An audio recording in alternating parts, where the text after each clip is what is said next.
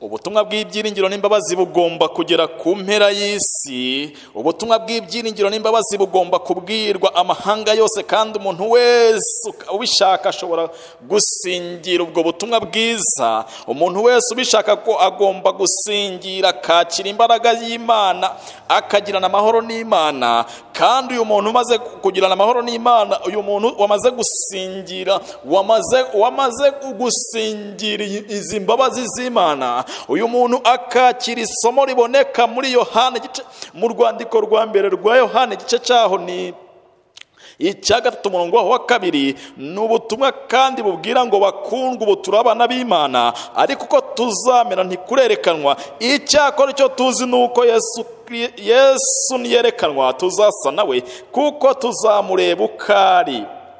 Umucunguzi wacu Yesu yakinguriye inzira kugira ngo umunyabyaha ruharwa, impezamaryo, uwakandamijwe kandi wasuzuguwe bikomeye abashe kugera kuri Data. Ndagusuhuje we kandi nkwifurije ikaze we duhuriye kuri iyi platform ya ubwishingizi Karundura TV. Ubuntu bw'umwami wacu Yesu Kristo bubane nawe. Ni amahirwe atangaje, ni amahirwe umuntu yagira, ni amahirwe, mbega amahirwe akomeye umuntu wese afite yo kuba yasingira ubugingo buhoraho. Ni umugisha ukomeye kandi kuzasingira ubugingo buhoraho ni amahirwe atabonwa n'undi muntu wese, kuko umuntu wese akwiriye kwakira ubugingo buhoraho bubonerwa muri Yesu Kristo. Uri kumwe na Nsengimana Marike, umuvandimwe wawe. Tugiye kwigana icyigisho kitubwira ngo kuva mu bubata ukaba umwami. Kuva mu bubata ukaba umwami. Ni amahirwe atangaje wowe wahisemo kwakira Yesu Kristo nk'umwami n'umukiza wawe. Yesu mu gihe yarari hano ku isi, Yesu yagendaga yigisha abantu, kandi mu kwigisha abantu Yesu yagendaga agirira abantu neza, kandi Yesu yicishije bugufi. Yesu ntawe yageza hutaza. Yesu umuntu wese wamusangaga, igihe cyose Yesu yahinduka gukorera abandi. Yesu yahindutse umugaragu w'abandi. Yesu yahindutse ukorera abandi. Yesu kuri iyi si ntabwo yigeze yishakira icyubahiro, ahubwo Yesu yarafite uwashakira icyubahiro.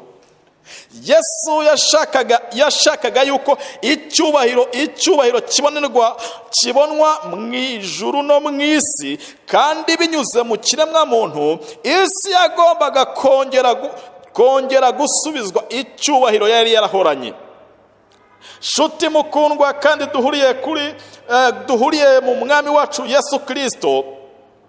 Ubutumwa bwiza bwa Yesu Kristo butwereka kandi buduhishurira imico ya Yesu, kandi butwereka icyazanye Yesu Kristo. Icyari cyazanye Yesu Kristo kwari ukugira ngo acungure inyoko muntu yaguye mu cyaha. Icyari cyazanye Yesu Kristo kwari ukugira ngo abature umuntu mu bubata yari yarashyizwemo n'icyaha. Yesu yaje guca ingoyi z'urupfu Satani yarabohesheje uyu muntu. Yesu yaje kugira ngo akureho iminyururu y'urupfu. Yesu yaje kugira ngo acungure kandi adukize ingoyi ya Satani. Satani igihe ababyeyi bacu bacumuraga, igihe Adamu yacumuraga, Satani yarazi neza yuko amaze gutsinda byiteka, cyangwa se atsindiye iyi si. Satani yarigambye cyane mu butayu bwo kugeragezwa mu gashyamba ka Gitsemani. Aho Yesu ageze mu gashyamba ka Gitsemani, Satani nawe yashatse kumugira nk'uko yagize Kristo.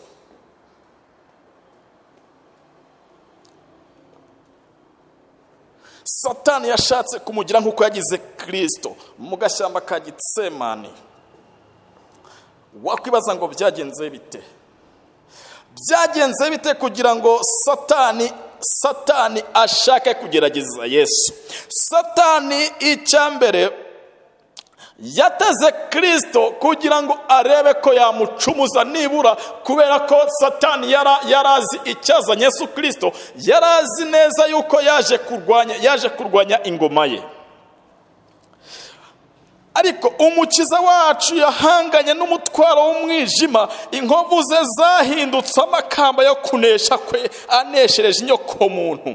Igihe Kristo yagiraga umubabaro mwinshi abambwe ku musaraba, ubwo abadayimoni bishimaga ndetse n'abantu babi bamukoba, ubwo nibwo Satani yamukomerekeje, kandi ubwo nibwo Satani yamukomerekeje agatsinsino. Uko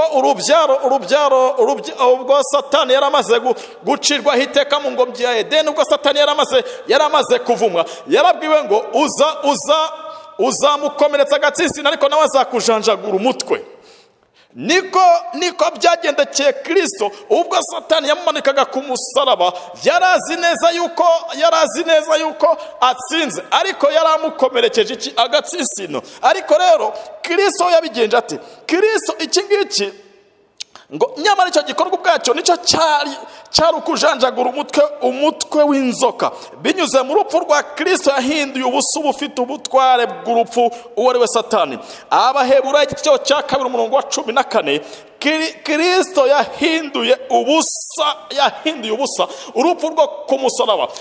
Kristo yahinduye ubusa ubu butware bwa Satani, bityo Kristo amenagura ibihindizo byose by'igikorwa cya Satani. Iki gikorwa cyakenye iherezo ry'ubwigomeke mukuru. Inama zose Satani yari yarabesheje mu ibanga, noneho zashyizwe ahagaragara. Abantu bamenya noneho ububi bwa Satani, abantu bamenya n'ububi bw'ingoma ya Satani. Abantu noneho batangira kubona ububi bwo kurwanya Imana aho bugeze. Mbese nshuti yanjye, tekereza nawe, mbese uyu Yesu bamubambaga bamuziza iki? Mbese Yesu hari icyaha yari yakoze? Mbese Yesu, iyo turebye abantu ba mbere bamugambaniye, Yesu yagambaniwe n'abo yaje gukiza. Yesu uyu nguyu tubona neza yuko abatambyi, tubona neza ingoma ya Herode, aba bose barafatanije kugira ngo baburizemo umugambi w'agakiza. Ariko kandi nibo barimo basohoza ingoma yo gucungura umuntu, nibo barimo basohoza kugira ngo bacungure isi yangijwe n'icyaha. Uko byageze no kugira ngo abantu bavugaga yuko bahagarariye ubwami bw'Imana, cyangwa se bavugaga yuko bahagarariye ingoma y'ijuru, aribo Isirayeli, bari bahagarariwe n'abatambyi. Abangaba igihe bifatanyaga n'isi y'umwami Herode cyangwa se n'ingoma y'Abaroma, uku kwifatanya kwabo kugira ngo barwanye ingoma y'Imana. Ariko kandi niko bizagenda no mu gihe cyo kugaruka kwa Kristo.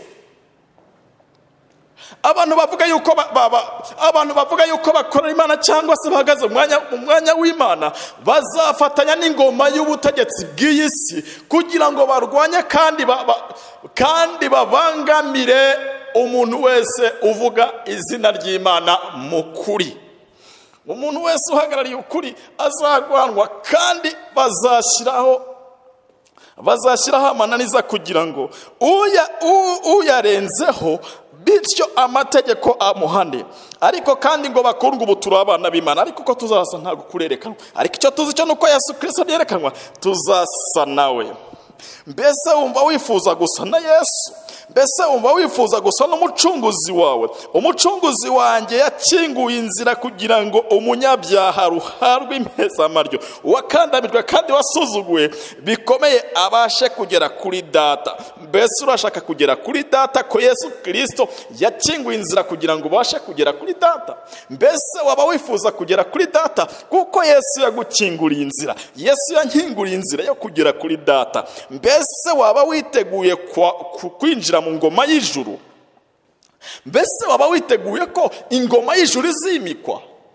Mbese ntabwo waba uvuga ngo iki ni igipindi abantu bakomeje gutera, abantu bakomeje kuvuga ingoma y'ijuru izimikwa? Ese ubundi iyo ngoma y'ijuru izimikwa ryari? Ariko kandi bibiliya ikavuga ngo mu gihe mudatekereza nicyo gihe umwana w'umuntu azaziramo. Ngo mu gihe mudatekereza nicyo gihe umwana w'umuntu azaziramo. Ariko kandi bibiliya ikongera ikatubwira ngo mube maso kugira ngo mutagwa mu moshya.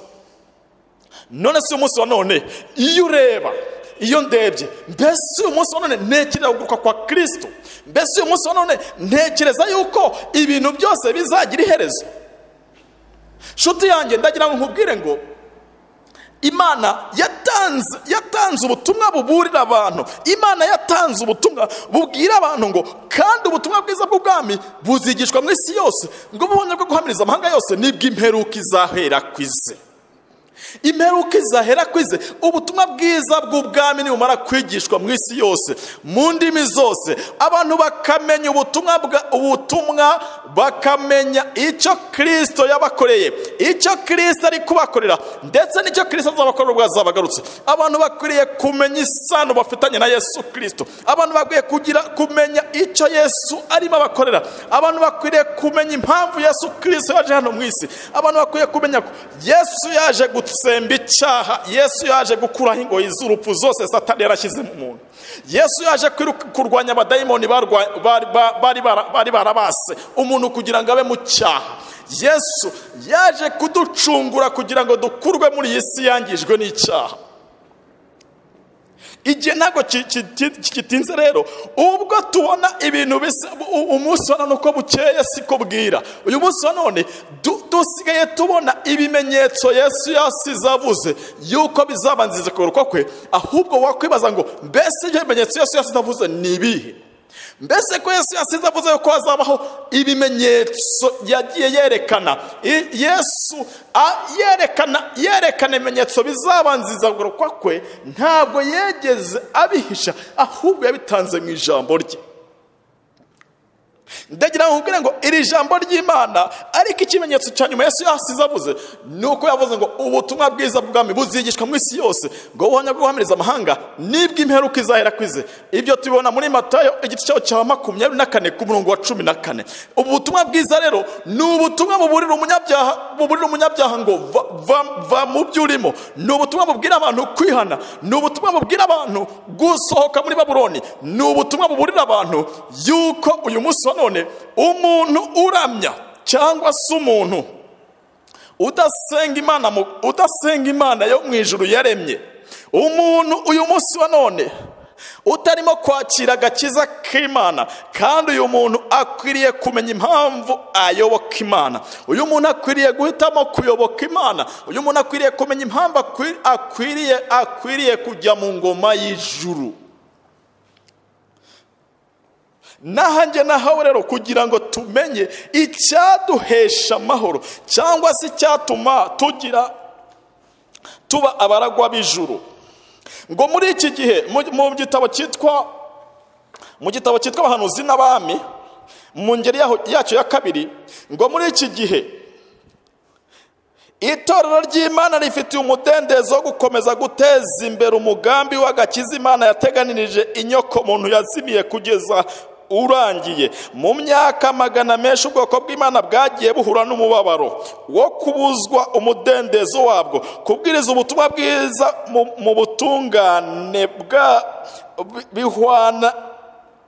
kubwiriza ubutumwa bwiza mu butungane bwabwo bwagiye bubuzwa, kandi ibihano bikomeye cyane kurusha ibindi byagiye bihabwa abahamagarira gusuzugura amategeko yashyirwagaho n'abantu. Ingaruka yavuyemo yabaye iyo uko uruzabibu rukomeye rw'Uwiteka rwari rugiye kurekwa rwose ntawe urwitayeho. Abantu ntibari bagifite umucyo w'ijambo ry'Imana. Umwijima w'ikinyoma w'imyizerere ipfuye byari bigiye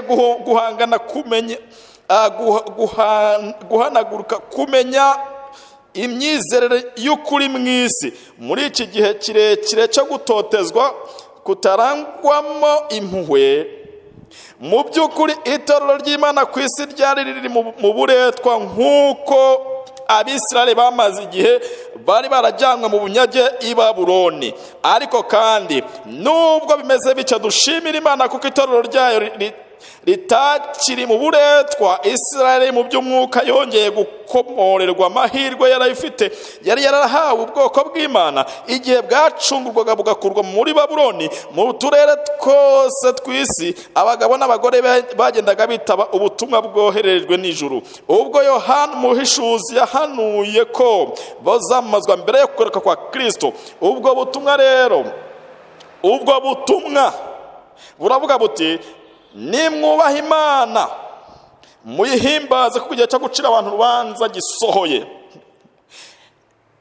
Ibyahishwe 14:7 ingabo z'ijuru muri iki gihe zirimo zirajyana ubutumwa hirya no hino. Muri iki gihe Uwiteka yatoranije abantu arimo akoresha kugira ngo bamamaze ubutumwa bwiza. Muri iki gihe hariho ubutumwa bwinshi, ariko bwose ntabwo ari ubutumwa bwiza. Muri iki gihe hariho ibintu byinshi bisa n'ubutumwa, ariko ntabwo ari ubutumwa bwiza. Ubutumwa bwiza ni ubutumwa bubwira umunyabyaha yuko akwiriye kureka ibyaha bye. Ni ubutumwa bugarura abantu ku kuramya Imana. Ni ubutumwa bwongera kugarura abantu ku rufatiro, ari rwo mategeko 10 y'Imana. Kandi aya mategeko 10 y'Imana yirengagijwe, akwiriye kongera kwibutswa abantu bakamenya yuko bagomeye Imana, abantu bakamenya yuko basiribanza amategeko y'Imana, abantu bakamenya yuko ingoma y'ijuru nayo ifite amategeko, kandi abantu bazajya mu ijuru bagomba kuba bagendera ku mategeko y'ingoma bazajyamo.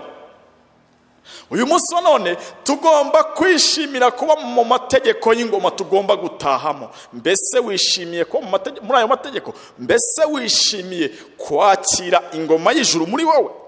Mbese wishimiye ko ubutumwa bw'Imana bwo muri iki gihe bubwira abantu yuko igihe kimbabazi cyenda kurangira? Mbese uyu munsi wa none niba igihe cyenda kurangira, mbese uri muragira ute? Muri iki gihe intumwa zashyizweho n'Imana zuzuye umwuka n'imbaraga bya Eliya ndetse n'ibya Yohana umubatiza zirakangurira isi yugarijwe n'umwanzi, ndetse zirakangurira abantu bose kugira ngo bakire ikimenyetso cy'Imana, kugira ngo bakire imbaraga y'Imana ibahindura, kugira ngo babe mu ngoma y'ijuru. Kandi Imana irimo iragushaka, Imana irimo irashaka. Imana irashaka yuko uyu munsi nakwakira irarika rimbwira ngo